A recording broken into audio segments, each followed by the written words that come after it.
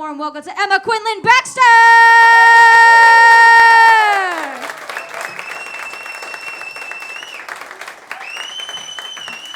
Woo, let's hear it for Paula. Thank you so much. Oh my gosh, it's always tangled. Hello, I'm Emma Quinlan Baxter. So I'm no woman in STEM unless the T stands for trivia. But I used to have to be, in case you can't tell, I used to have to do a lot of math packets. And in high school, they used to take us on these STEM field trips to amusement parks. They would take us to amusement parks, and they would try to make us do a math packet. Like instead of riding the rides, they'd want us to stand there and count how many times the roller coaster went by and like measure the angles or whatever. And everyone was always like, "Fuck the packet."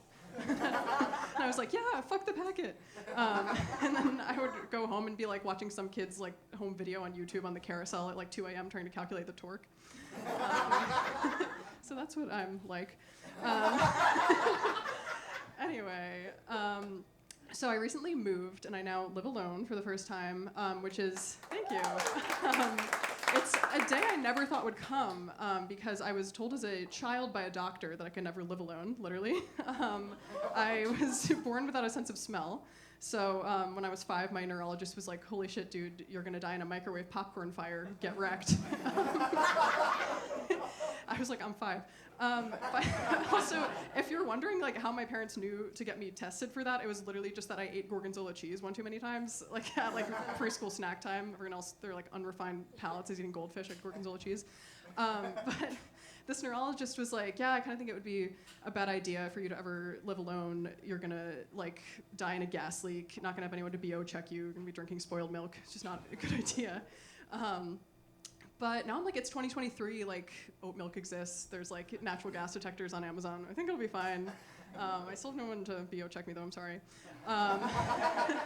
But yeah, at the time, this neurologist who, now that I think about it, was like kind of mean, was like, you're gonna need to get an MRI to get this checked out, but since you're 5, I don't think you're gonna be able to sit still, get wrecked. So he asked me to bring some form of entertainment that I could like listen to through the MRI machine. Little do you know, I was a 5-year-old genius prodigy. So I brought the hottest mixtape of 2004, a CD I made myself of myself talking. It was what I can only describe as freestyle rap. The title track was Get Me Out of This MRI. The lyrics sort of described my annoyance at having to sit still for 20 whole minutes, as well as how fucking stoked I was to go to Build-A-Bear after. So I would kill to be my mom in the room with 5-year-old me ankle deep in an MRI machine while my bitch-ass neurologist has to listen to get me out of this MRI. But yeah, this guy, he was, you know, sort of a doofus, and his only conclusion really from that whole ordeal was I got nothing. So I really got nothing out of the experience except to Build-A-Bear. But would do it again for the chance to drop my sophomore album and stuff Mooey the Christmas Cow. Anyway, continuing with why I hate STEM and doctors. In 2nd grade one day, I woke up with a racing heart and got rushed to the cardiologist and diagnosed with a heart condition. And as a reward for braving the doctor, my mom gave me a choice of going to the candy store or the cheese store. As a kid who brought gorgonzola cheese to school, I went with the obvious choice. Which, by the way, now that like couldn't be me, I still have the palate of someone who can barely taste, which is mostly pickles and hot sauce. But I live in constant fear that my food smells to other people, even though people are always telling me like all food smells and like people may or may not like the smell of each food. But I learn new things about smells every day. I just learned actually that you can smell food from outside a restaurant, and I like had an existential breakdown.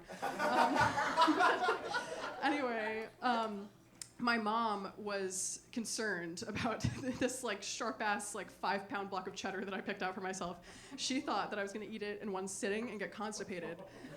Since I had recently gotten extremely constipated under similar circumstances and drank a shit ton of Miralax before school and shit my pants in gym class, which I also did not know smelled. So we had to come up with this contract, me and my mom, for how I was going to eat this 5-pound block of sharp cheddar. And the agreement that we came to was that I was going to get to gnaw on my block of cheese on my walk to school every day until I finished it, like a Dust Bowl child. Anyway, fast forward to high school, I had to go back to the cardiologist. There's a theme here. And this time they're like, your heart condition sounds fake. Also, now you're gonna have to wear a heart monitor to high school every day for a month, loser. Get wrecked. And that time I didn't get cheese or a Build-A-Bear. So thank you for your condolences. I'm Emma Baxter.